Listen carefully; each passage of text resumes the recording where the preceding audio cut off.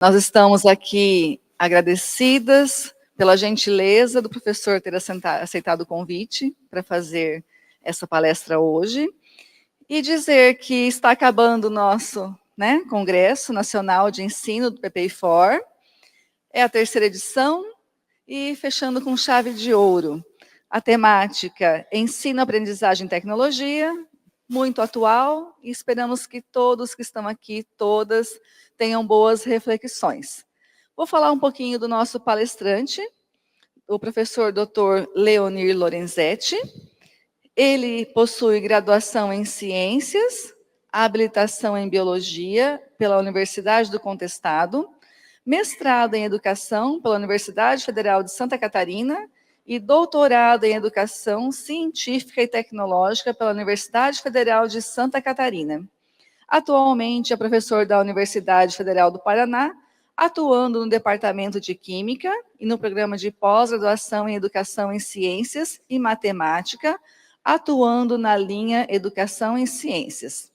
Também atua no programa de pós-graduação em Formação Científica, Educacional e Tecnológica da Universidade Tecnológica Federal do Paraná. Ele é líder do grupo de pesquisa Alfabetização Científica e Tecnológica na Educação em Ciência.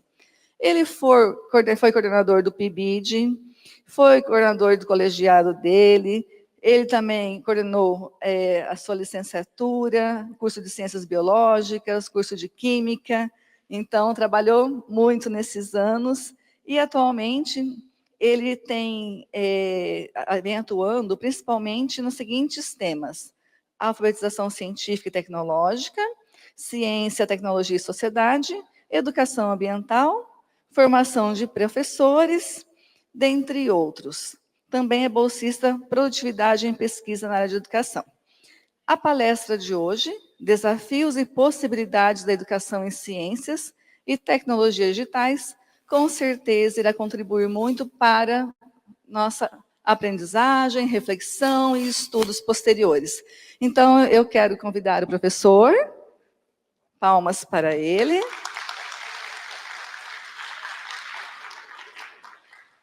Deixa eu só ajeitar aqui.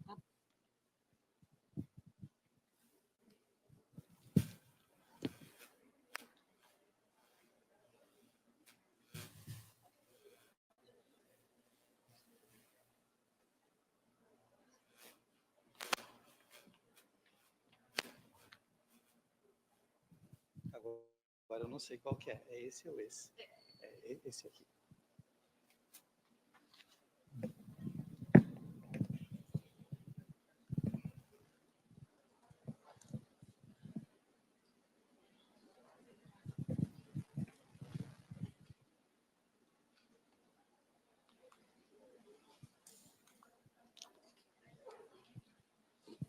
Meu boa noite a todos e a todas. Eu começo agradecendo o convite de estar aqui nessa noite, de poder conversar com vocês sobre alguns elementos que eu considero importantes, que nós, enquanto professores, devemos desenvolver com os nossos alunos em nossa prática pedagógica.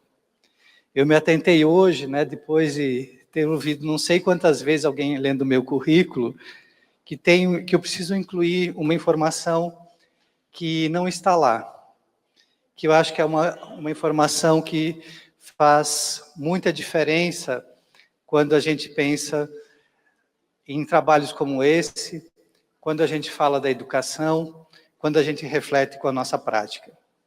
Eu preciso incluir lá que durante 18 anos eu fui professor da educação básica. E nesses 18 anos, durante 12 eu fui diretor de escola. E eu tenho muito orgulho desse período que eu fui diretor de escola, do período que estive à frente de alunos para entender essa dinâmica de como que é o trabalho em sala de aula. E só quem passa pela sala de aula entende os desafios que a gente tem.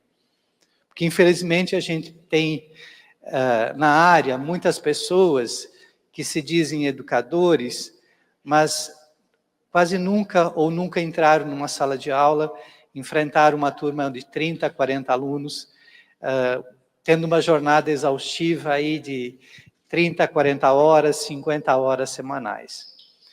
Num país como esse, que pouco valoriza a educação, momentos como esses são importantes para a gente reafirmar aquilo que a gente acredita, aquilo que nós queremos enquanto professores. Dito isso, queria agradecer o convite da Nájila. Já faz um tempo que a Nájila diz, olha, vou te levar para um evento na universidade. Nós nos conhecemos na banca de doutorado na defesa, e dizer que é muito importante estar nesse momento aqui com vocês. E também a alegria de encontrar a Márcia, né? Fizemos algumas parcerias no período que eu estava no PIBID, também como coordenador. Organizamos alguns eventos conjuntamente, né? O Encontro Nacional das Licenciaturas, que foi um evento muito bacana, né? E dizer que esses momentos eles são importantes, né? Bom, pensar em desafios na educação me leva a pensar em algumas questões básicas que a gente precisa pensar do ponto de vista da educação como um todo. E eu queria começar problematizando algumas questões que vão nortear um pouco a questão da nossa fala. E começar falando desse momento que a gente vive, nesse contexto cultural e tecnológico que nós estamos vivendo. Cada dia percebemos que estamos mais dependentes dos recursos tecnológicos, que a tecnologia está presente na nossa vida, influenciando nossas relações humanas e, fundamentalmente, impactando o processo de ensino-aprendizagem. Basta olhar para nós aqui, né? Todos nós aqui, em vários momentos, estamos com os nossos celulares aqui, entendendo que é uma ferramenta importante, entendendo que o mundo passa justamente por essa ferramenta que está aí. Esses equipamentos que estão aí, eles nos auxiliam na nossa sobrevivência, nesse mundo permeado por informações que permeiam a nossa vida com muita facilidade, mas, ao mesmo tempo, eles são um meio de propagação de um conjunto de informações, de fake news, que muitas vezes nos coloca em choque frente àquilo que a gente percebe com muita facilidade nos meios digitais, nas redes sociais. Em alguns momentos a gente não sabe nem mais no que a gente deve acreditar, tal é o volume de informações, as distorções que aparecem em várias situações no dia a dia. E como que nós, enquanto professores, vamos atuar nesse sentido? Então, assim, eu trago alguns questionamentos, que são alguns desafios que a gente deveria pensar, né? Então, primeiro, como ajudar os estudantes a buscarem mudanças para realidades tão distintas? Nós vivemos num país com uma diversidade cultural, com uma diversidade econômica, uma diversidade muito grande. E como é que a gente vai contribuir para que esses estudantes compreendam a realidade e, a partir da compreensão dessa realidade, possam entender os conhecimentos que nós, enquanto professores, queremos disseminar para que esses alunos possam compreender e entender o mundo onde que eles estão inseridos. Nesse contexto, a gente define que a formação para a cidadania é um dos grandes eixos que nós precisamos trabalhar enquanto professores. Se é um dos grandes eixos, como é que nós podemos contribuir em cada um dos componentes curriculares para essa formação para a cidadania? Nesse contexto também, qual que é o papel da escola e qual que é o papel dos professores na atualidade, pensando nessa formação para a cidadania, nessa formação crítica, reflexiva e que leve à tomada de decisão. Todos esses elementos nos levam a colocar que nós, enquanto professores, devemos enfatizar a promoção do desenvolvimento humano, do desenvolvimento cultural, científico e tecnológico. Uma vez que que a ciência, a tecnologia, a cultura permeiam os nossos espaços, a gente entende que compreender esses elementos é condição para que o indivíduo possa existir, atuar e compreender essa sociedade onde nós estamos inseridos. E para que ele possa compreender, a partir de agora, eu vou trazer alguns elementos que eu considero como importante para pensar o planejamento e a atuação dos professores. Eu tenho uma preocupação muito grande quando eu olho para a escola, no sentido de imaginar como é que os professores organizam as suas atividades, que elementos que eles consideram importantes ao realizar o seu planejamento e, principalmente, o processo da sua ação didática. Quando a gente fala da ação didática, a gente está falando na questão do planejamento, da implementação e da avaliação daquilo que se faz. E esse primeiro elemento que eu quero destacar enfatiza a questão da contextualização dos conhecimentos. Eu falo que a gente vive um mundo onde os estudantes não conseguem fazer a vinculação do mundo vivido com o mundo da escola. Dificilmente os alunos conseguem perceber que aquilo que a gente ensina na escola faz parte da vida dele. E mais do que isso, ele não consegue ver a utilidade e a aplicabilidade daquilo que a gente ensina com os contextos por eles vividos. E eu acho que esse é o primeiro ponto que nós, enquanto professores, precisamos enfatizar. A gente precisa contextualizar. Contextualizar é muito mais do que exemplificar. Contextualizar é mostrar como que os conteúdos que nós estamos se relacionando, ensinando, se relacionam com contextos sociais, com contextos econômicos, com a vida que esses sujeitos eles têm na vida comum. Não basta dizer, né, quando estou falando, ensinando ácidos para os meus alunos, não basta dizer que o vinagre que a gente ingere, ele é um ácido. Dizer que o sal de cozinha é um óxido. Ele precisa entender como que esses elementos interferem a vida dele. Sem considerar que, à medida que os alunos começam a fazer a vinculação daquilo que eles estão aprendendo com aquilo que está na vida dele, nós teremos uma mudança significativa na atuação desses alunos. Eles se tornam mais motivados, facilita a compreensão, desenvolve o pensamento crítico e promove a cidadania que nós tanto queremos destacar. Um outro elemento que eu considero importante se trata da questão da interdisciplinaridade. E a interdisciplinaridade, ela se dá na medida que os alunos conseguem conectar conhecimentos. Eu falo que a interdisciplinaridade é a inter-relação, é a conexão entre diferentes saberes. Se a gente está no mundo globalizado, com diversas perspectivas, com conhecimento avançando consideravelmente, a interdisciplinaridade se torna um elemento importante para pensar a nossa prática e a forma como nós vamos conduzir o nosso trabalho. Um outro elemento fundamental para a gente pensar é a dialogicidade. E a dialogicidade vem daquilo que o Paulo Freire fala do diálogo. O diálogo que se estabelece entre quem ensina e quem aprende. Entendendo que para Paulo Freire, a gente concorda, quem aprende também ensina, tem algo a dizer, e quem ensina também tem algo a aprender. E é nessa interação que vai se dando que a gente entende que o diálogo é um ponto fundamental. Para tanto, nós, enquanto professores, precisamos compreender, entender o que os meus alunos já sabem sobre qualquer assunto que eu vou ensinar.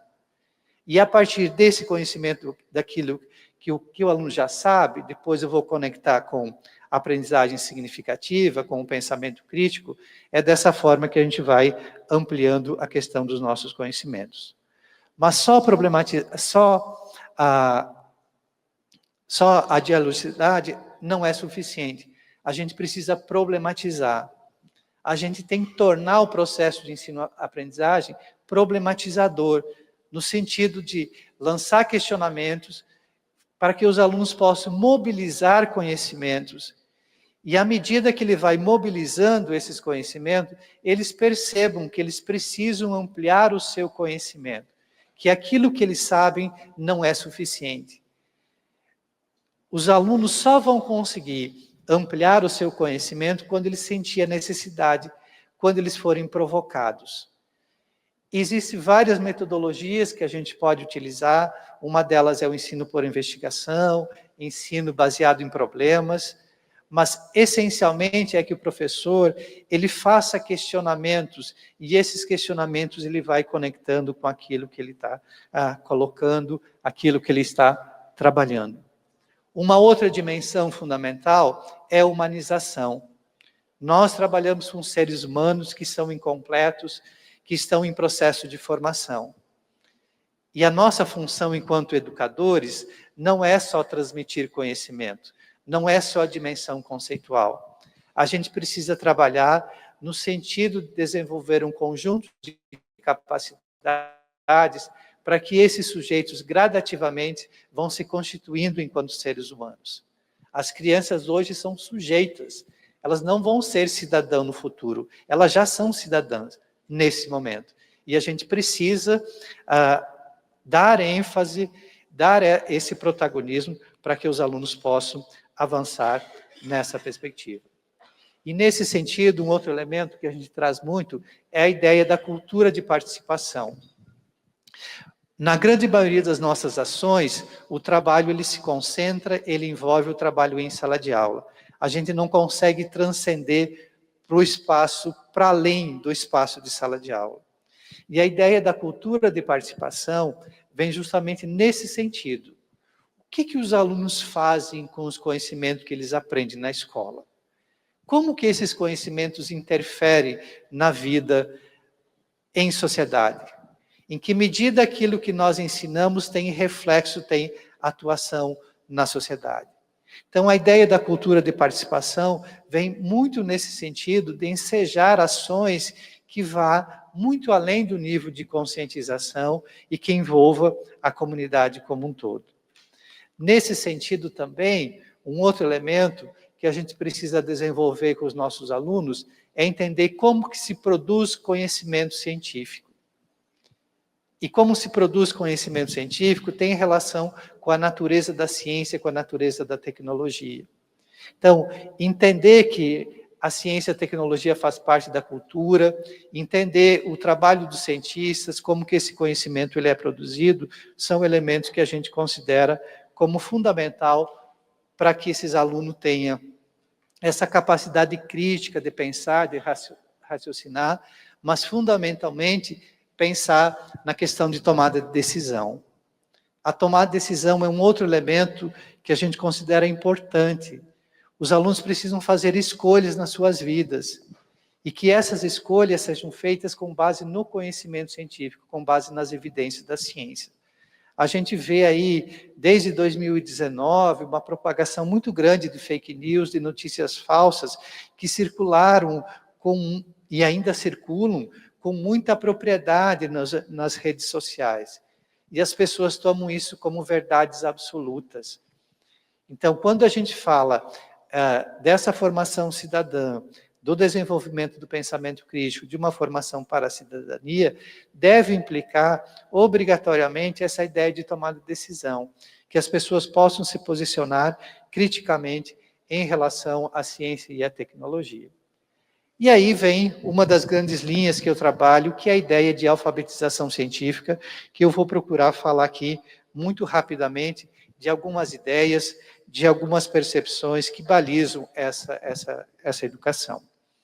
Um autor muito famoso que a gente utiliza, desde 95, que ele conceitua esse conceito, que ele vai dizer que o propósito da educação em ciência é contribuir para que os estudantes atinjam níveis mais altos de alfabetização científica.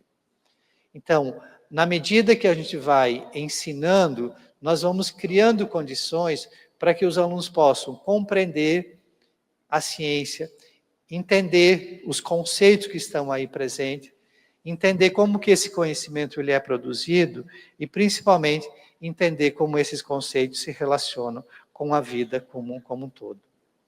E compreender e promover essa alfabetização científica tem alguns pressupostos básicos que a gente precisa considerar. E o primeiro dele é que todo conhecimento precisa partir dos contextos sociais, das realidades onde os alunos estão inseridos. E aí o Paulo Freire nos ajuda a entender muito, lá na Pedagogia do Oprimido, lá quando ele fala da investigação temática, ele vai falar do estudo da realidade. É conhecer quem que são esses nossos alunos e quais que são os temas que emergem da realidade onde que eles estão inseridos, né? E a partir desse processo, nós vamos auxiliar os alunos a compreender o papel que a ciência e a tecnologia têm na vida deles. Nós vamos contribuir para que eles possam pensar criticamente, para que eles possam resolver problemas, para participar dos debates que envolvem a ciência e a tecnologia e, principalmente, tomar decisões responsáveis em relação à sua vida, né? A ideia da alfabetização científica, ela vem muito atrelada com essa ideia da cidadania, com a participação social, com a compreensão pública da ciência e, fundamentalmente, na capacidade de compreender e intervir nesse mundo permeado pela ciência e permeado pela tecnologia. Lá na minha dissertação de mestrado e no artigo que a gente produziu lá, tem uma citação que ela é amplamente utilizada, né, e alguns elementos que eu venho colocando, no sentido de pensar que essa alfabetização científica é uma atividade vitalícia, né? Se ela é uma atividade vitalícia, a gente vai entendendo que os alunos eles vão aprendendo gradativamente. E essa aprendizagem, gradativamente, vai se dar por meio de um processo. E esse processo é que vai fazer com que os alunos vão compreendendo a ciência e a tecnologia. Só que compreender, atribuir sentidos e significados, só tem sentido quando a gente pensa em metodologias que sejam construtivistas. Eu não consigo pensar numa forma de desenvolver essa alfabetização científica no ensino transmissivo, no ensino memorístico. É por meio das práticas, vamos dizer assim, críticas, né, progressistas, que colocam esse conhecimento em evidência, né? E eu tenho definido, então, que essa alfabetização científica é esse processo que a linguagem das ciências naturais vão adquirindo tanto sentidos como significados e vai se constituindo como meio para o indivíduo ampliar a sua cultura, os seus conhecimentos dentro de uma determinada sociedade, quando ele está aí inserido como cidadão como um todo. Uma outra perspectiva muito interessante para a gente trabalhar, ela tem relação com a educação CTS, e aqui a gente sabe que a Nájila foi uma das que discutiu a educação CTS bastante na sua tese, por isso que ela me convidou para fazer parte da tese, né? E educação CTS tem dimensões muito amplas, né? Mas, em síntese, a gente poderia dizer que a educação CTS, ela parte de um tema que é social, que está na sociedade. E a gente pega esse tema que está na sociedade e a gente traz para a sala de aula e vai entender esse tema a partir da ciência e da tecnologia. E esse tema, compreendido e significado, ele se volta para a sociedade. Então, a educação CTS vai discutir justamente as interrelações entre ciência, tecnologia e sociedade. Ou, dito de outra forma, como que a ciência influencia a tecnologia? Como que essa ciência influencia a sociedade? Como que a sociedade influencia a ciência e a tecnologia? E ao falar dessas influências que vão se dando, a gente vai olhando a questão das consequências, né? As consequências sociais, as consequências ambientais do desenvolvimento da ciência e da tecnologia, que estão presentes na nossa vida como um todo. Mas por que uma educação CTS? Por que ela é importante? Então, se a gente pensar aquilo que eu falei antes, no momento que os alunos começam a perceber que aquilo que a gente está falando tem relação com a vida deles, aproximar o mundo da escola com o mundo fora da sala de aula, o interesse dos alunos se amplia. Com isso, os alunos vão adquirindo também uma compreensão mais ampla do que é ciência e como que se produz esse conhecimento. e sem considerar essa ideia de formar cidadãos que sejam alfabetizados científica e tecnologicamente. Nesse sentido também, a educação CTS ela vai partir de alguns elementos importantes, e um deles eu já coloquei aqui, que é a questão da interdisciplinaridade. Para você entender como que a sociedade funciona, você não pode ficar só nos conhecimentos relativos à ciência. Você precisa de ter conhecimentos de como que a sociedade está organizada. Com isso, os alunos vão se tornando mais engajados, os alunos vão estar mais envolvidos com as temáticas que estão sendo colocadas, e o pensamento crítico e criativo, que é uma das finalidades da educação em ciência, pode se desenvolver com mais propriedade. Combinando tudo isso para a formação para a cidadania, que é o que eu venho destacando aqui, e o desenvolvimento da alfabetização científica e tecnológica dos estudantes. Então, por que pensar uma educação CTS? Por que ela é importante, né? O Wilson Santos, que já faleceu, e a Roseli Chinesi, lá, em 97, né, eles diziam que hoje discutir ciência e tecnologia é uma necessidade nesse mundo contemporâneo. E nós, em 2025, a gente, mais do que nunca, tem que concordar com essa informação dita lá em 97. A gente não consegue viver sem tecnologia e sem sociedade, e sem ciência e sem tecnologia. Mas a gente não pode ser consumidores passivos dessa ciência e dessa tecnologia. Nós precisamos entender que a ciência e a tecnologia ela tem limites nesse processo. Então, o que o Fourré coloca, né? A gente não pode pensar só em falar da questão das maravilhas que a ciência tem. A gente precisa discutir a questão dos impactos dessa ciência e dessa tecnologia em nossa vida. A gente está passando aqui por um processo, no estado do Paraná, um processo de plataformização muito grande, que quem trabalha no estado sabe a perda de autonomia que os professores estão tendo. Então, a tecnologia nos ajuda em alguns aspectos, mas também, quando ela não usada dentro de uma perspectiva crítica, ela limita o trabalho criativo, o trabalho autônomo do professor. E o que a gente está vendo no estado do Paraná, no estado de São Paulo, e uma tentativa muito grande de levar esse processo de plataformização para outros estados e para os municípios do estado do Paraná. É um processo que desvaloriza o professor, é um processo que limita o conhecimento a uma dimensão conceitual. E eu lembro muito, estou lembrando agora, de uma aula que eu tive na graduação ontem à noite, no curso de Biologia, e os alunos estavam falando de uma realidade das escolas, que os professores estão pensando em mecanismo de compensação, de recompensa, prometendo coisas para os alunos se eles forem bem na prova Paraná. O professor vai dar um presente, o professor vai dar um bolo, vai fazer um passeio, né? Como um processo de mercantilização. A utilização das tecnologias digitais na educação e ciências, ou na educação como um todo, não tem esse objetivo de mercantilização como que está aí presente. Elas precisam ser uma ferramenta que vai auxiliar na questão da aprendizagem dos alunos. E o professor deveria perceber quando ele acha conveniente que ele poderia trabalhar com esses conteúdos, com essas plataformizações. Existem N plataformas, existem N recursos que têm possibilidades muito interessantes para se trabalhar com os estudantes.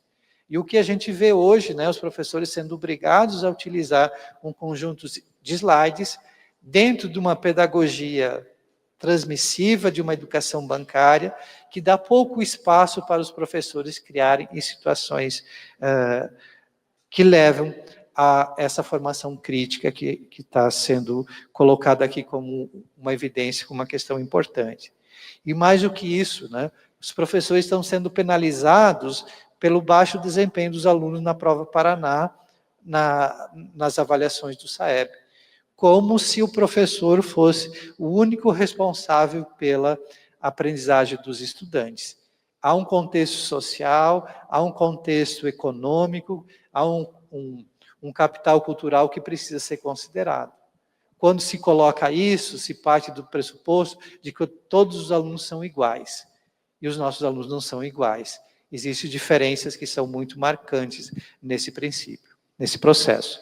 E nós, enquanto professores, precisamos estar muito atentos a esse processo e desenvolver um processo de ensino-aprendizagem que leve àquilo que a gente tem chamado de aprendizagem significativa. Quando a gente fala de aprendizagem significativa, é um outro termo que está muito presente no nosso discurso. Por que a gente ensina? Como que a gente ensina? E aí a gente diz, a gente tem que criar uma aprendizagem significativa. Mas será que a gente tem a compreensão do que é uma aprendizagem significativa? E como que a gente vai promover essa aprendizagem significativa? Eu coloquei aqui para vocês 2 possibilidades que a gente pode trabalhar com aprendizagem significativa, que é trabalhar com a educação CTS, a alfabetização científica, e pensar nesses elementos que vão estruturando a aprendizagem significativa, né?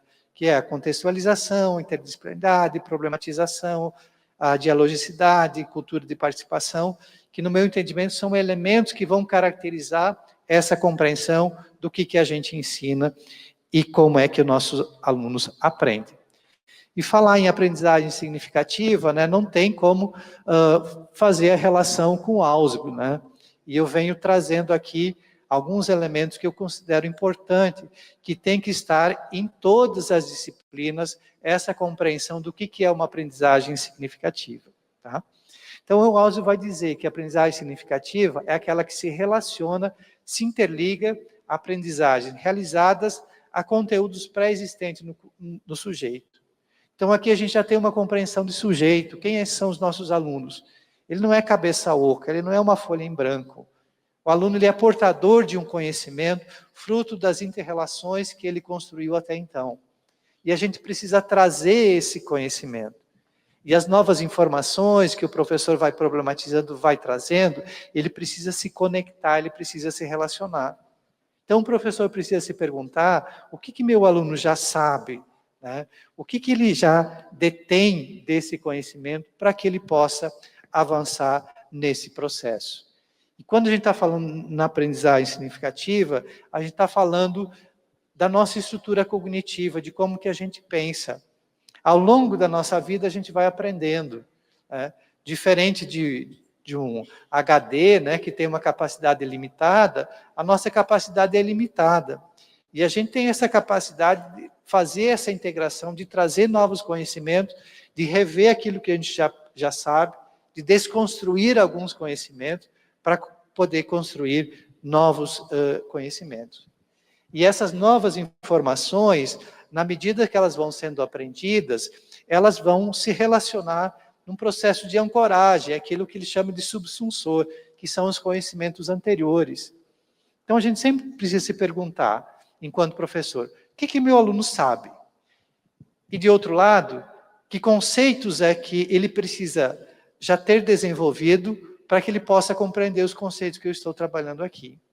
Infelizmente, na universidade, a gente vê muitos exemplos de professores que, quando os alunos perguntam, principalmente na área das exatas, os alunos dizem, professor, não entendi isso. E aí, alguns professores dizem assim, vai estudar, se vira. Né? Você já devia saber desse tipo de conhecimento. E esses subsunsores, que são as ancoragens, muitas vezes podem se constituir como elementos que vão impossibilitar aquilo que o Bachelard fala de obstáculo epistemológico, que pode impactar a aprendizagem de novos conceitos.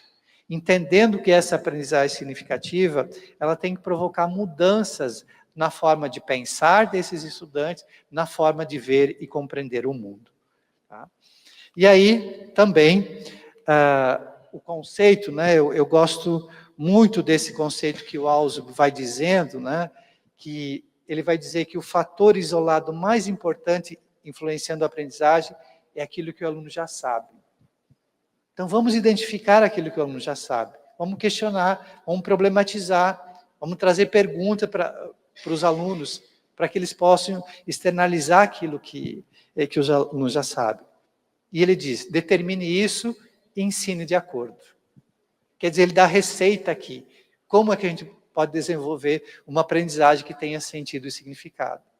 Agora, se o professor fica numa postura transmissiva de conhecimento voltado pelo quadro, como é uma prática muito corrente em vários cursos das nossas universidades, sem olhar para os alunos, e vocês acham que eu pedi para mudar a minha posição aqui, por quê?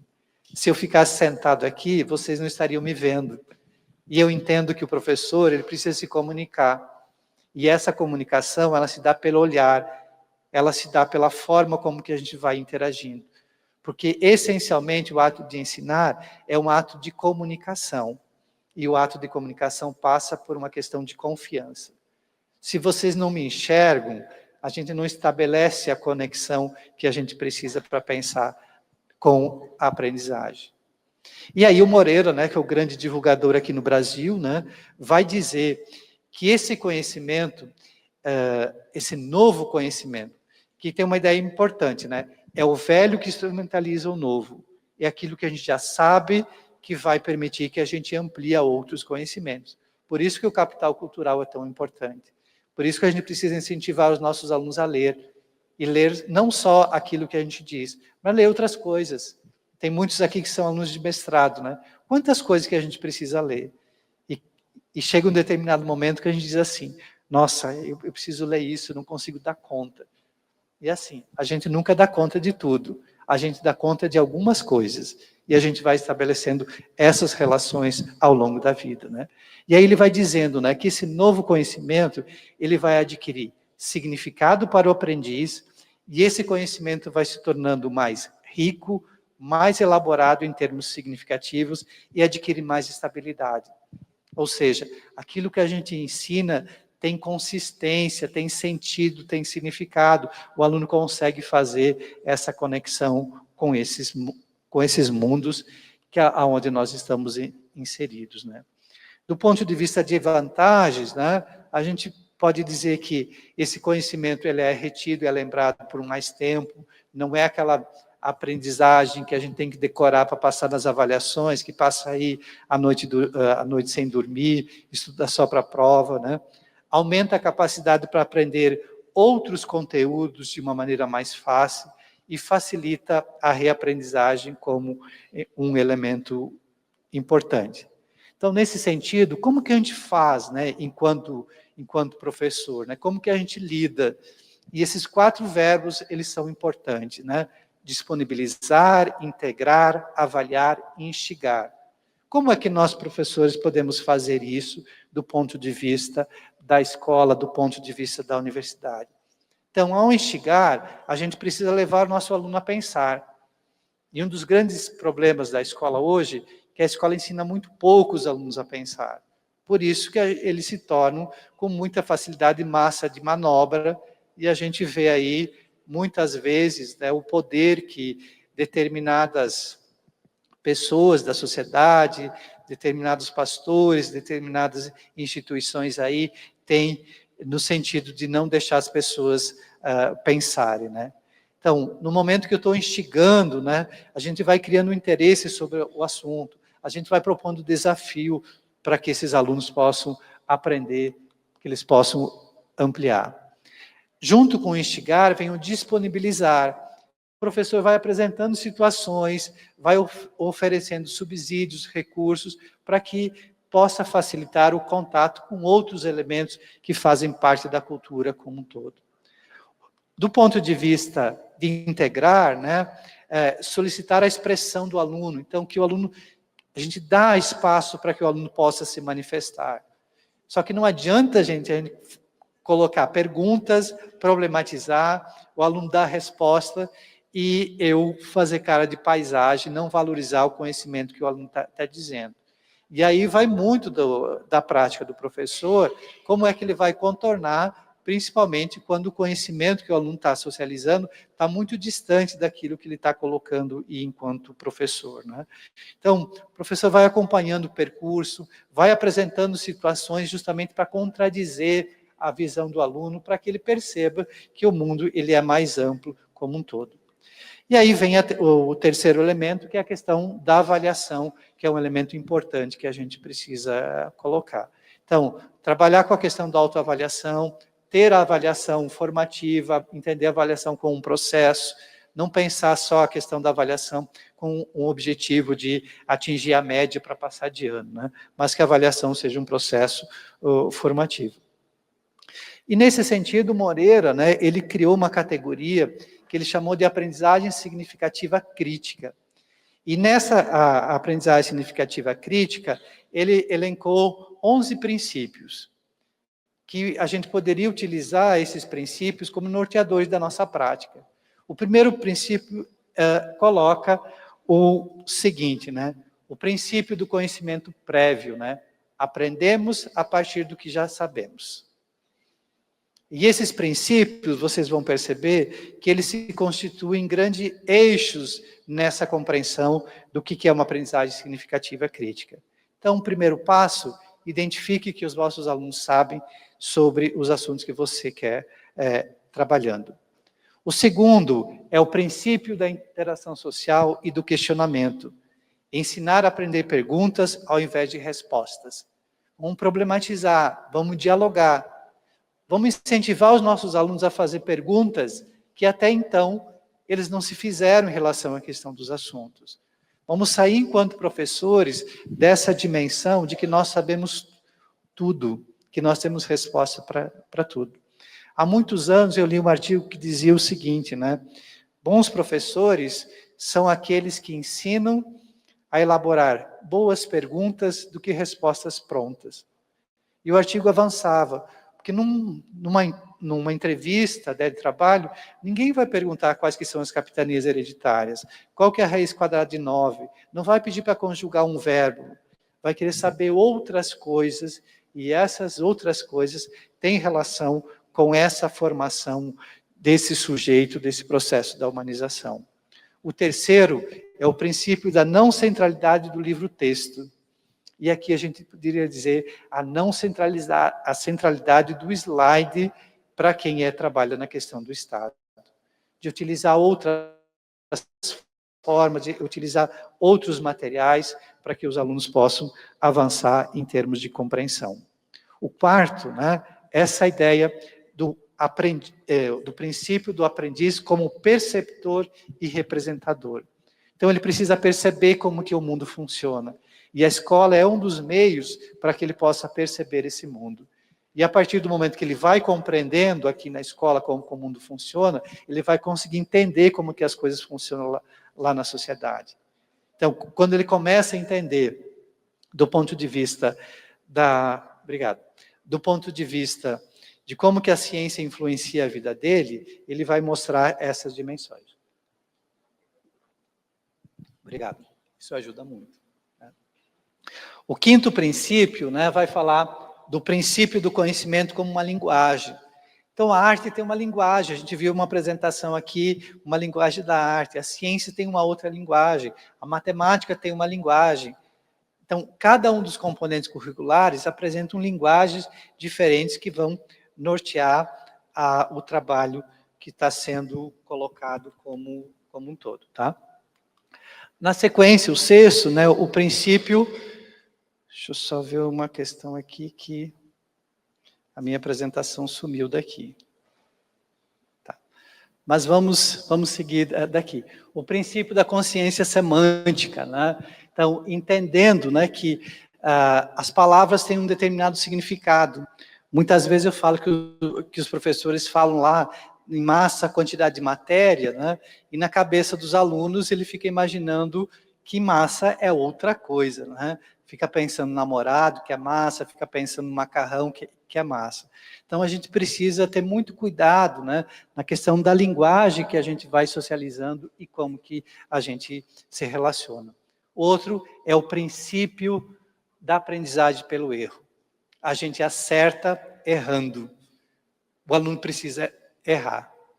Só que ele só vai conseguir ampliar quando ele compreender por que ele errou.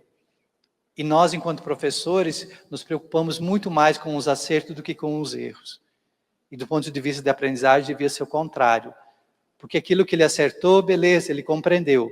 mas aquilo que ele errou vai ficar em termos de déficit, e isso vai impactar na compreensão de outros conceitos, aquela ideia de subsunsor, que ele não conseguiu desenvolver esse conceito como um todo. O princípio da desaprendizagem. Tá? O que a gente sabe hoje, ele pode ser questionado amanhã. Umas 2 semanas atrás, a gente estava assistindo uma série, né? E uma menina lá sofreu uma lesão na medula, né? Aí minha filha perguntou, tem cura uma lesão na medula?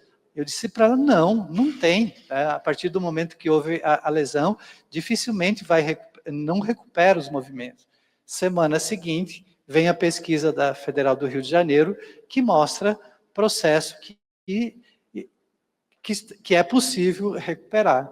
Eu disse para ela, veja como que é esse mundo, como que a ciência ela avança, que aquilo que é verdade hoje, amanhã pode ser questionada. Então a gente precisa ensinar isso para os alunos, não como conhecimentos com verdades prontas, acabadas, mas que são conhecimentos que estão em construção. E cá entre nós, é muito mais complicado desconstruir conhecimento do que construir. Porque no momento que você vai desconstruir, a pessoa precisa romper com aquilo que já sabe. E aqui envolve a questão das crenças, né? E romper com as crenças das pessoas é extremamente complicado de pensar. O princípio da incerteza, né? A gente não sabe onde que a gente vai levar com esse conhecimento. Quem iria imaginar que em 2020 nós iríamos passar por uma pandemia que provocou tantas mudanças na nossa vida, no ambiente de trabalho, na nossa vida pessoal, no ambiente familiar. Quando que a gente imaginaria que isso estaria acontecendo? Quarto, o princípio da não utilização do quadro de giz. O princípio de colocar os alunos em atividade, mobilizar esses conhecimentos. Na medida que a gente dá menos aulas dentro de uma perspectiva de educação bancária, dentro de uma perspectiva de transmissiva, e a gente mobiliza os alunos a esse conhecimento. Apresentar situações de problema, colocar esses alunos a pesquisar, utilizar as tecnologias como uma forma de pesquisa, utilizar a inteligência artificial, o chat GPT, por exemplo, né? Quantos de nós que utilizamos o chat? Com qual finalidade? Para mim, ele tem umas finalidades que me ajudam muito. Fazer ofício, fazer memorando. Eu coloco lá, ele organiza dentro as informações. Mas quem comanda sou eu. É diferente do que eu pegar e jogar o texto lá, e vocês podem fazer isso muito bem, você pode jogar o texto lá e pedir para ele, olha, resuma o texto aí em 3, 4, 5 parágrafos. E ele vai resumir. E vai fazer um bom trabalho. Não existe capacidade intelectual quando a gente dá esse comando. Agora, quando eu elaboro o que eu quero que o chat faça, e aí ele vai organizar, eu preciso ler e ver a questão da adequação. Sem considerar a música, né, que eles conseguem fazer, várias possibilidades. Não dá para imaginar a nossa vida sem inteligência artificial, gente.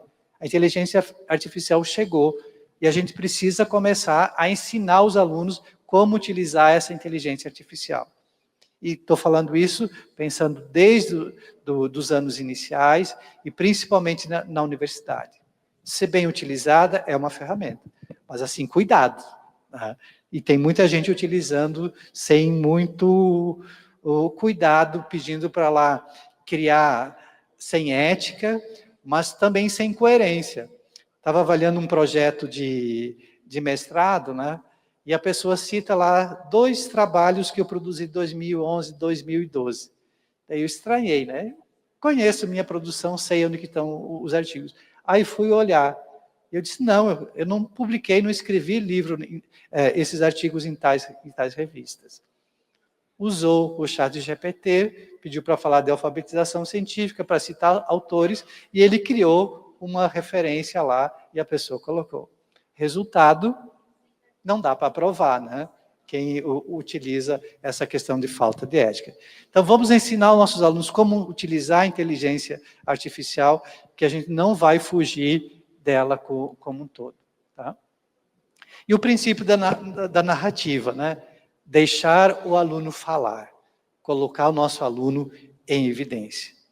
E na medida que a gente vai trabalhando com a aprendizagem significativa, vem o último elemento que eu quero trabalhar com vocês, que é a ideia do pensamento crítico.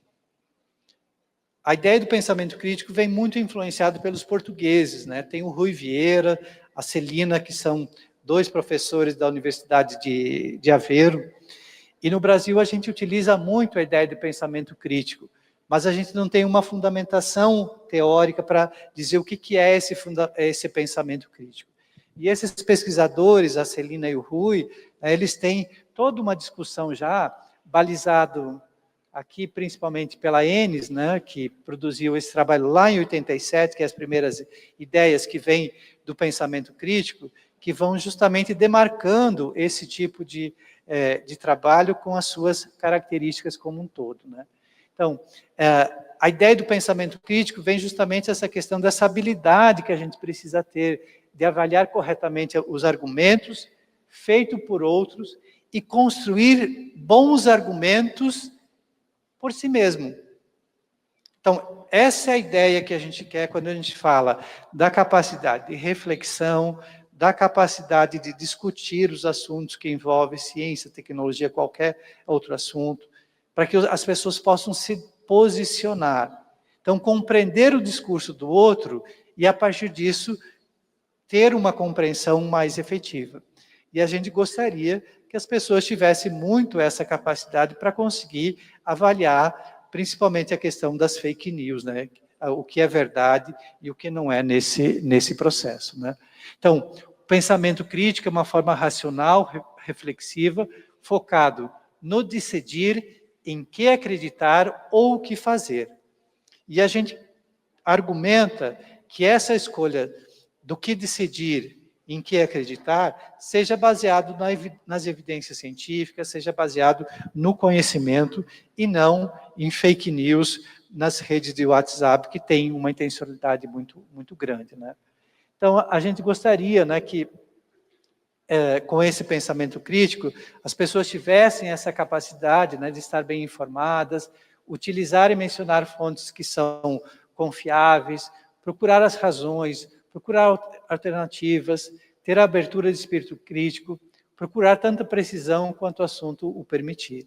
Ou seja, compreender, buscar essas informações e, dessa forma, avançar em termos de conhecimento, né? Então, a ideia do pensamento crítico vem muito movimentado por essas razões, no sentido que avaliar as razões, as justificativas, entender as crenças, as afirmações que estão sendo colocadas aqui, e ainda, dentro da ideia do pensamento crítico, valorizar o bom pensamento, estar disposto a atuar de acordo com o pensamento de qualidade. E o que seria um pensamento de qualidade? Aquele pensamento que estaria em articulação com as evidências, com o conhecimento científico, e não baseado em termos de fake news. Esses princípios aqui, eu acho que eles são muito bacanas para pensar a questão do pensamento crítico, né? Porque eles vão dizendo para nós como que a gente precisa colocar. E o primeiro que eles colocam é principiar o mais cedo possível. Então, o pensamento crítico, ele precisa ser iniciado, do ponto de vista da escolarização, é lá na educação infantil, que a gente começa com os nossos alunos a desenvolver esse pensamento crítico. Vocês vão dizer, mas uma criança não sabe nem ler e escrever. Como que a gente vai desenvolver a questão do pensamento crítico? Mas ela tem uma compreensão de mundo, ela está num processo de construção. E ela tem condições de gradativamente ir compreendendo e se posicionando. O segundo é intencionalmente, né? Então, ele precisa ser programado, o professor precisa ter isso como elemento. Eu quero desenvolver o pensamento crítico do meu aluno. Só que, para desenvolver o pensamento dos meus alunos, o que eu preciso ser? Eu preciso ser crítico. Se eu não sou crítico, eu não vou desenvolver. Tem um ditado que diz que ninguém dá aquilo que não tem. Então, se eu quero ser crítico, se eu quero ser criativo, se eu quero ser reflexivo, que os meus alunos sejam, eu preciso ser enquanto professor, e eu vou desenvolvendo isso com ele. O terceiro, gradualmente, de acordo com o potencial. Então, lá na educação infantil, a gente vai ter algumas atividades que vai desenvolver o pensamento crítico. Lá no 4º ano, vão ser outras atividades. No Fundamental 2, outras, e no ensino médio, outras. Então, à medida que o aluno vai avaliando, a gente tem que avaliar. Eu falo que o professor da educação infantil planta o feijãozinho no algodão, a professora da Fundamental 1 planta, e do Fundamental 2 planta, e se deixar, o professor do ensino médio vai plantar o feijãozinho também. O que tem de gradual nesse processo aí, de atividade mais complexa que está sendo colocado, né? Explicitamente apresentando as dimensões. Então, precisa colocar, o aluno precisa questionar, o aluno precisa ser confrontado, então precisa criar situações problematizadoras, lembro lá do início, para que esse pensamento se desenvolva aqui. E, sistematicamente, ele precisa estar incorporando a questão das nossas práticas. Então, isso passa a ser o elemento importante que nós vamos incorporar dentro da minha compreensão de educação. Por que eu ensino? Porque o nosso processo de aprendizagem, ele precisa ser balizado. O que ensinar, por que ensinar e como ensinar. O mais fácil é o que ensinar, que está lá no livro didático, que está na BNCC, dentro de uma visão equivocada. Porque o professor que é construtivista vai ensinar um conhecimento que está no mundo, um conhecimento que está aí presente. Agora, o porquê ensinar tem outras implicações que a gente precisa colocar. Tá? O pensamento crítico se desenvolve só na escola? Não. Em diversos espaços, nos espaços escolares, não escolares e na própria família. E eu acho que nas reuniões, eu lembro muito bem de quando eu era diretor de escola, que eu dizia que a gente tem que compartilhar a responsabilidade. Nós, enquanto escola, temos uma parcela da responsabilidade, mas as famílias também têm uma outra parcela na condução do processo de aprendizagem dos alunos, que é o acompanhamento, é a discussão, é o envolvimento desses estudantes em situações que são colocadas como um todo, né? Então, realizar observações, formulações, resolução de questões, planejar a investigação, desenvolver essas investigações, a partir de análise de dados, são todos elementos que vão caracterizando esse processo, né? E aí a gente vem, né, dizendo que educação CTS, alfabetização científica e pensamento crítico tem uma articulação muito grande. Finalidade, no momento que essas 3 áreas elas vão rolando, é dessa forma que o aluno vai construindo um conhecimento que seja significativo, um conhecimento que ele consegue relacionar aquilo que ele aprende com o mundo lá fora. Sintetizando um pouco, né, tentando concluir, né, tentar dizer para vocês, né, que a integração entre ciência e tecnologias digitais apresentam desafios para nós, que muitas vezes a gente não sabe como lidar com essa tecnologia, mas também tem potencialidades de pensar que essa educação transformadora que nós precisamos desenvolver com os nossos alunos, né? Que essa alfabetização científica e tecnológica é fundamental para preparar esses cidadãos para que sejam críticos e participativos em uma sociedade altamente tecnológica. Mas não é para preparar para o futuro, é preparar para hoje. A gente sabe como que o mundo é hoje. A gente não sabe o que vai acontecer amanhã, daqui 5, daqui 10 anos. Mas a gente tem certeza que aquilo que a gente ensina hoje vai servir de base para que ele possa aprender outras coisas, justamente por essa capacidade de aprendizagem, né? A educação CTS, ela vai ampliando essa compreensão do que é ciência, do que é tecnologia e como que se relaciona com os contextos sociais. Então, as influências, os impactos dessa ciência e da tecnologia, né? Que a aprendizagem significativa e o desenvolvimento do pensamento crítico são pilares para tornar esse ensino mais conectado com a realidade dos estudantes. E também, né, que esses elementos, quando trabalhados de forma articulada, contribuem para uma educação que seja mais reflexiva, interdisciplinar e orientada para a resolução de problemas reais. Tá? Então, para encerrar mesmo, né, qual que é o nosso compromisso enquanto professor?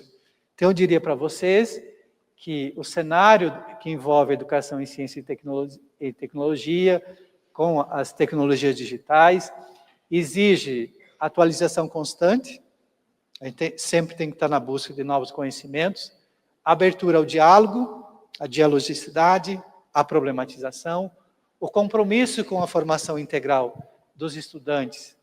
Mais do que dominar as ferramentas, é necessário formar sujeitos capazes de compreender, questionar, se posicionar e transformar as realidades com base em conhecimentos científicos, com base nas evidências científicas. E dizer mais, ser educador hoje é um ato de coragem. Num mundo com tão pouca valorização, num mundo tão politizado como nós estamos, num mundo tão fragmentado entre A e B, como é que nós, professores, nos posicionamos em sala de aula? Vamos ficar neutros nesse processo? Existe neutralidade? Na minha visão, não existe neutralidade. Porque quando você se diz neutro, você já assumiu um determinado lema, né? E finalizando mesmo, lembrando de Paulo Freire, que ele falava da utopia, né?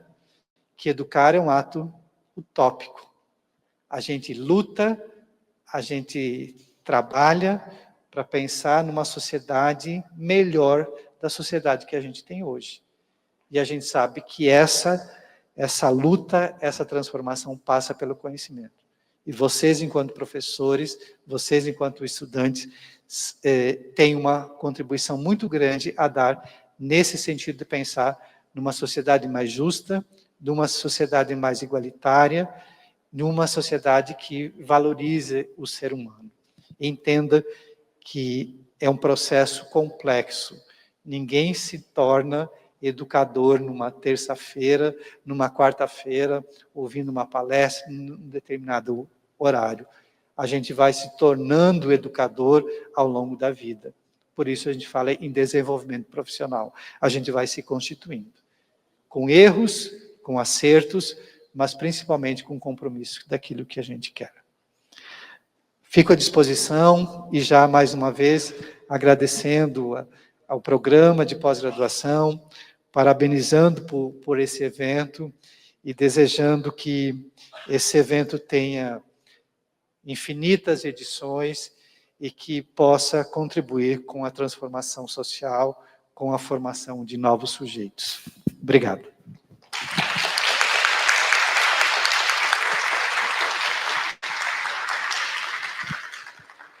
Parabéns, professor Leonir, pela sua exposição, pela sua contribuição.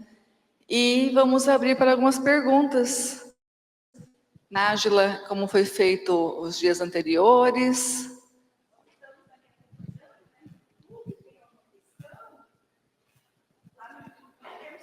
Não temos questões?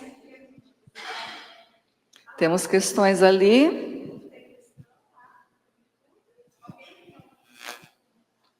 Só um instantinho.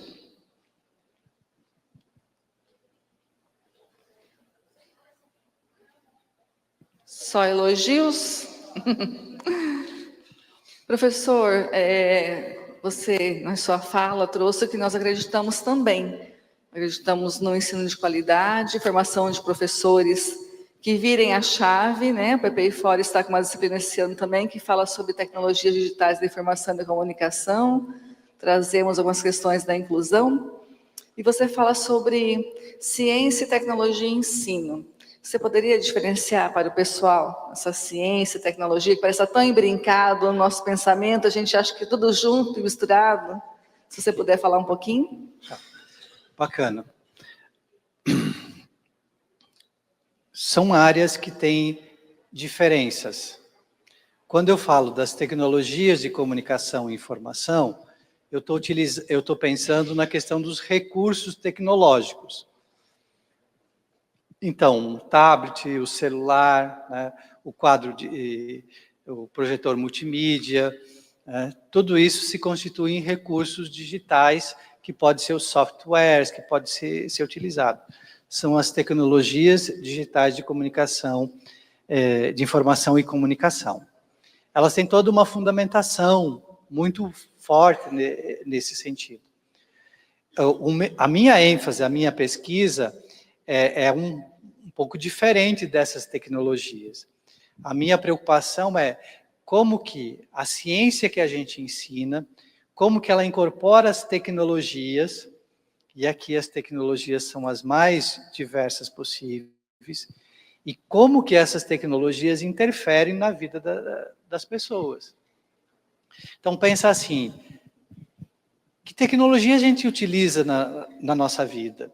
Como que as tecnologias têm impactado a nossa vida profissional? Como que as tecnologias elas têm impactado a questão da sociedade, a medicina, a saúde? As minhas discussões elas vão nesse sentido. Eu não discuto as tecnologias digitais como uma ferramenta para a questão da aprendizagem. Elas até estariam, de alguma forma, embutidas, mas a minha ênfase é mais de compreender as inter-relações entre ciência, tecnologia e sociedade. Então, nesse processo, quando vai entender que essa ciência ela tem uma construção, que a ciência ela não é construída por indivíduos que inventaram, que é o pai da genética, que o Mendel é o pai da genética, entendendo que os conhecimentos foram produzidos, uma maçã caiu e a pessoa teve um insight e produziu uma teoria, para que as pessoas compreendam que há uma produção desse conhecimento, que as mulheres têm papel na ciência, que as mulheres foram e são muito importantes na produção desse conhecimento, para desmistificar até essa ideia de quando a gente pensa no cientista, tem um estereótipo muito presente, né? É o homem branco, geralmente de jaleco, as mulheres não aparecem, pessoas negras também não aparecem nesse processo. Então, são discussões mais nesse sentido que eu tenho trabalhado. Mas a gente tem colegas no programa, né, que eles vão mais para essa área das tecnologias digitais, né, que não é muito o meu foco, porque eu fiz a opção de ficar em alguns temas, né, que eu acho, quanto pesquisador, a gente consegue ter uma contribuição mais significativa do que ficar pipocando em tudo que é temática. Tá?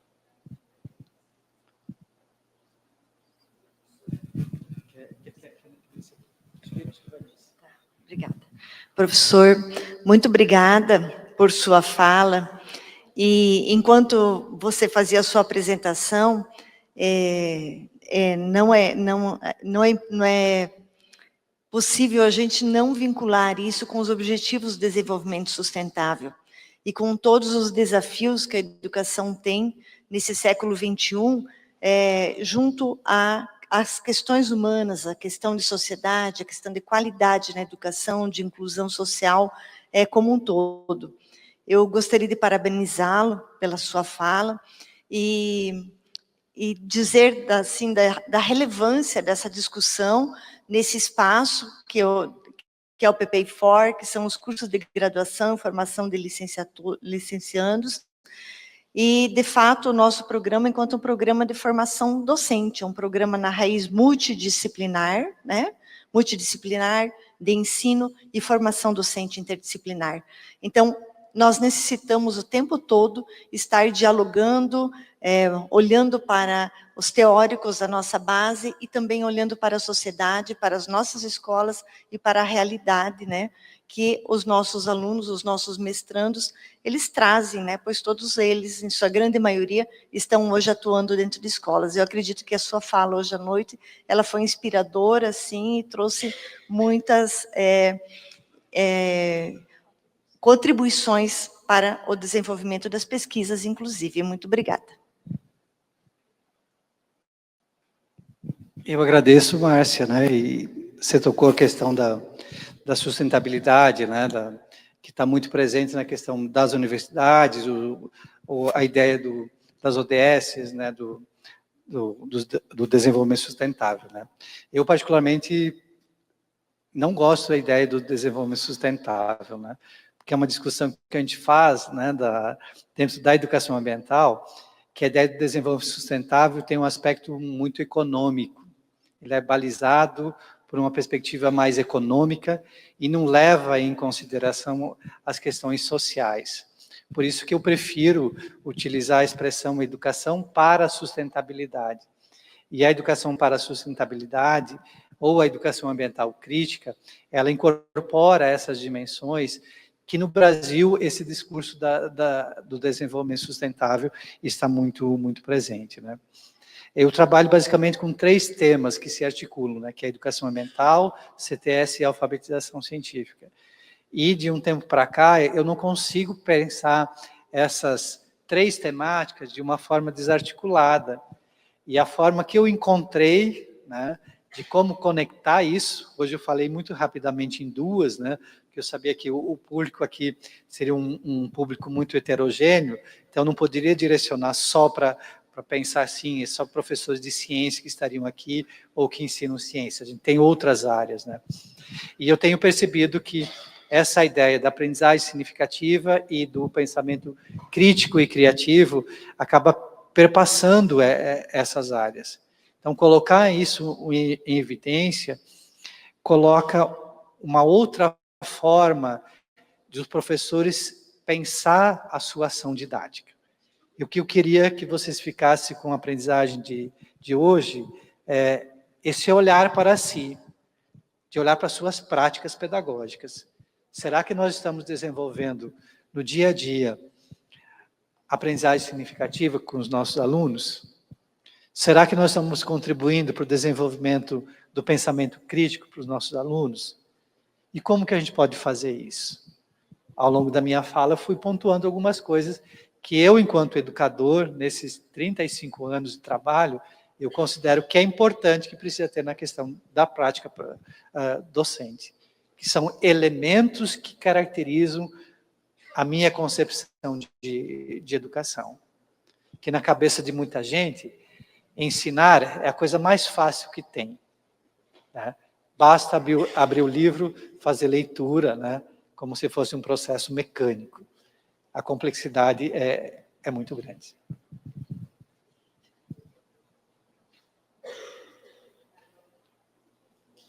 Márcia desligou o microfone. Mais alguma pergunta? Boa noite. Muito obrigada pela fala, professor. Ler os seus trabalhos é um privilégio, mas ouvi-lo é melhor ainda. Quando o professor fez a opção de estudar, escrever, estudar sobre a alfabetização científica, o que levou a seguir esse caminho? Porque nós temos a discussão da alfabetização científica e do letramento científico. O porquê da opção pela alfabetização científica? Okay. Bom, eu fiz magistério, né? Há muitos anos atrás, meu ensino médio foi o magistério. E quando eu fui para fazer o mestrado em educação na Federal de Santa Catarina, eu queria discutir o ensino de ciência nas séries iniciais. Mas eu não tinha muita clareza do que eu queria pesquisar. E um dia, estava numa reunião com outro orientando do Demetrio Delizoikov, que é o Décio Auler, para quem é da CTS conhece os trabalhos dele, né? E aí falando a gente sabe, quem faz mestrado, encontra alguém, está lá, meu projeto, minha pesquisa, isso, aquilo, né? Aí falando um pouco, né? Daí ele disse, isso que você está falando se chama alfabetização científica. Quem me deu a temática da alfabetização científica foi o Décio Auler. E naquela época existia uma dissertação de mestrado, que olhava para os espaços não formais, que é o trabalho da Cibele Caselli, do Rio de Janeiro, que é de 92. Então, para pensar na alfabetização científica nos anos iniciais, eu tive que começar do zero. Eu não tinha referências. As minhas únicas referências eram olhar para as questões dos textos em inglês, francês e espanhol. Então, eu fui constituindo uma referência, né, para falar sobre a alfabetização científica. Por isso que hoje, quando falo de alfabetização científica, meu nome aparece vinculado, justamente porque eram dos primeiros. E eu lembro que eu fiz algumas discussões com o Demétrio, né, do letramento, né, pegando algumas orientações, né, li o livro lá da Magda Soares, né, em 3 artigos, não consigo lembrar o nome, o título do livro, e a gente fez uma escolha de ficar com a questão da alfabetização científica naquele momento. Quando a gente caminhou para uma revista, lá a revista Ensaio, que publicou o artigo, tinha a observação lá dos pareceres se a gente não deveria usar o termo letramento. E eu acho que quem deu o parecer, eu acho que foi o Mortimer.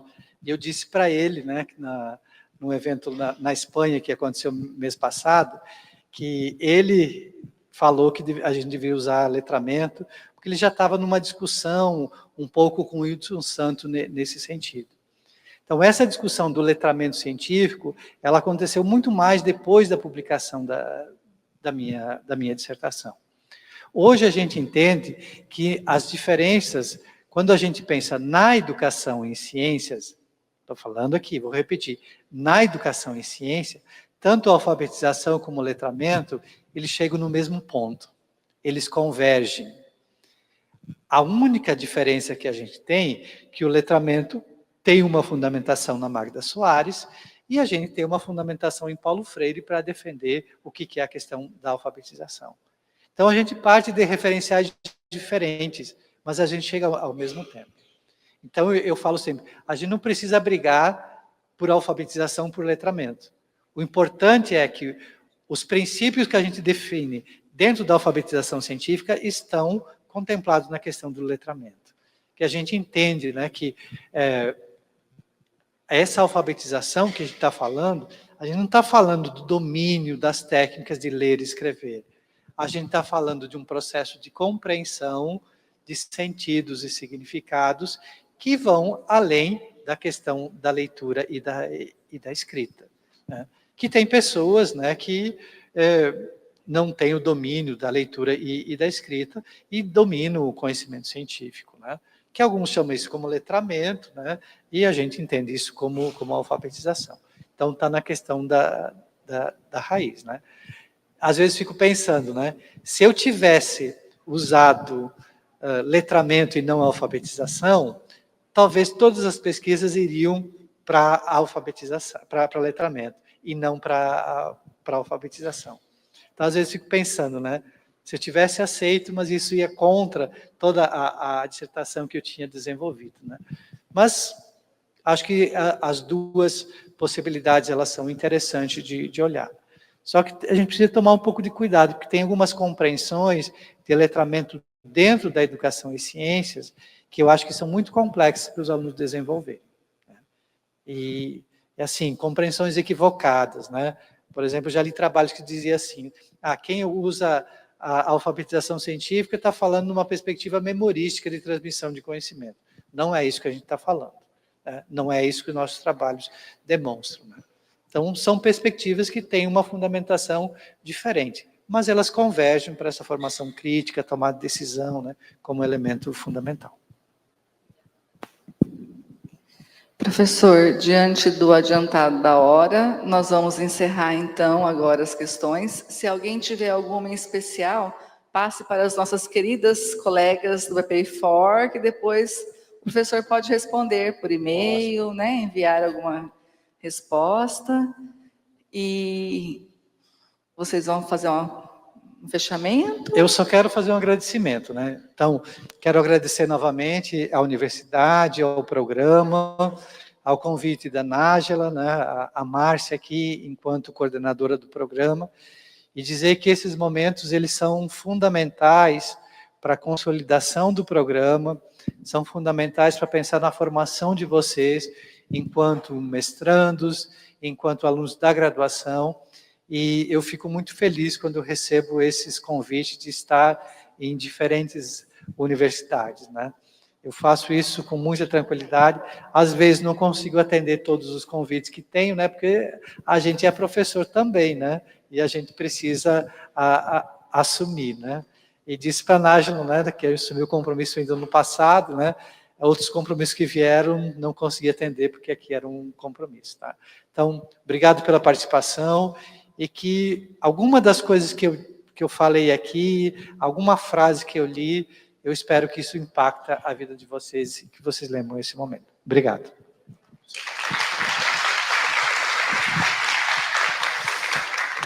Bem, antes de encerrarmos os nossos trabalhos, nós queremos convidar a professora doutora Nájila Tavares Ugi, que fará uma entrega para o nosso palestrista.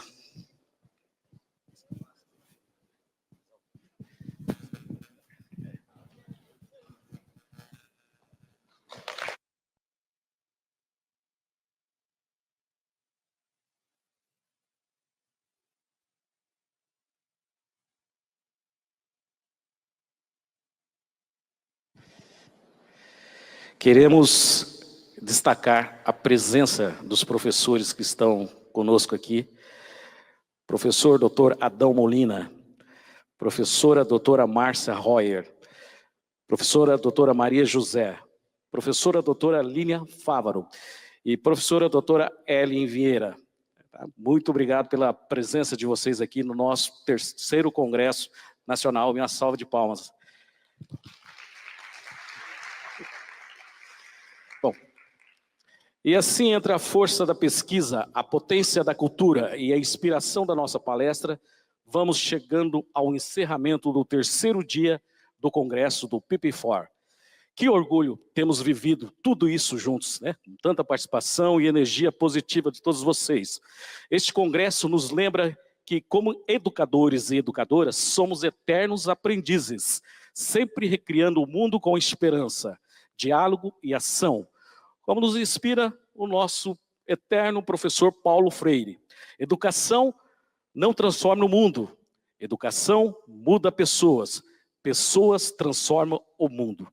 Queremos reforçar para que você que está aí, né, no YouTube, que nas redes sociais, que possam seguir as nossas redes, acompanhando as nossas novidades, participando de todas as transmissões e marque presença nos próximos eventos. E para fechar esse dia tão especial, vamos registrar esse momento com uma grande foto, hein? Coletiva da turma e celebrando. Daqui a pouco. Queremos agradecer, então, a 13ª turma de mestrandos. Uma salva de palmas. Agradecer a presença dos nossos alunos de graduação também. Uma salva de palmas a todos presentes até aqui. Agradecer todo o colegiado do PP4. Uma salva de palmas. Agradecer também os demais colegiados participantes dos 3 dias do evento também que estiveram aqui com a gente. Uma salva de palmas. Agradecer a equipe da Secretaria do Mestrado, que também colaborou muito com a gente na organização do evento. Uma salva de palmas também. Agradecer a nossa equipe de transmissão do YouTube. Muito obrigada, viu, meninos? Agradecer também a nossa equipe técnica presente lá na nossa janelinha. Obrigado, uma salva de palmas aí para você. E também agradecer o pessoal do YouTube que esteve presente conosco aí, prestigiando o nosso evento no 3º dia. Uma salva de palmas para você também que está aí, né? E também lembrando que tem uma equipe também muito especial que participou da organização do nosso evento, os 3 dias, que é a nossa equipe de zeladoria. Organizaram com tanto carinho, dedicação, para que esse evento acontecesse com excelência. Uma salva de palmas também. Enfim, queremos agradecer a todos que fizeram destes dias um registro vivo de uma linda história acadêmica. Muito obrigada a todos e todas, e seguimos firmes rumo aos nossos próximos eventos. Queremos convidar a professora Márcia para fechar, então, o nosso 3º dia, o nosso congresso. Obrigada, Alessandra. Muito obrigada. Agradecer a cada um dos mestrandos que sonhou com esse evento e que fez realizar o evento, tá? Foram vocês que organizaram esse evento. Vocês trabalharam nas comissões. No ano passado, os mestrandos 2024 planejaram a temática deste ano. Vocês através do formulário de avaliação, agora, vão indicar a temática do próximo ano, tá? Então, é um trabalho que se inicia um ano antes. Pensar num evento é algo bastante complexo e bastante demorado. Além dos agradecimentos que a Alessandra já fez, eu gostaria de mencionar aqui a professora Edneia Chilante, que a professora Edneia foi fundamental para nós podermos fazer a nossa transmissão do YouTube, né? Com o apoio da equipe técnica. É importante ressaltar também o apoio financeiro que nós tivemos aqui, da Fundação Fafipa, do edital que eles têm disponibilidade, o apoio da universidade que cedeu esse espaço, a universidade que cedeu as instalações e tudo para que nós pudéssemos organizar, e também a CAPES. Por meio do PROAP, nós conseguimos pagar algumas despesas que foram relacionadas ao evento. O corpo docente do PPI-FOR, todos os dias nós tivemos professores do colegiado participando, envolvidos nas atividades, assim como a Rosângela apresentou hoje à noite. Nós tivemos nos dias anteriores, ontem foi a Luciana, anteontem foi a Lucinéia, que fez as apresentações dos palestrantes, e cada um, no seu dia, trouxe contribuições fundamentais. O professor Helder, ontem o professor Paulo, hoje o professor Leonir, cada um deixando um pouco de suas pesquisas, de seus conhecimentos, para estimular também o nosso trabalho. O trabalho da Natália e da Tati ali na secretaria foi fundamental, elas sempre muito atenciosas e recebendo todas as demandas. A Nájila, que fez a organização das salas e que organizou as apresentações, e que depois organizará os anais do evento também, né, que está na responsabilidade dela enquanto comissão científica. E esperamos que vocês deem o feedback do evento pelo formulário, todos vocês que estão aqui hoje, não somente os mestrandos, para que a gente possa pensar no evento do próximo ano. E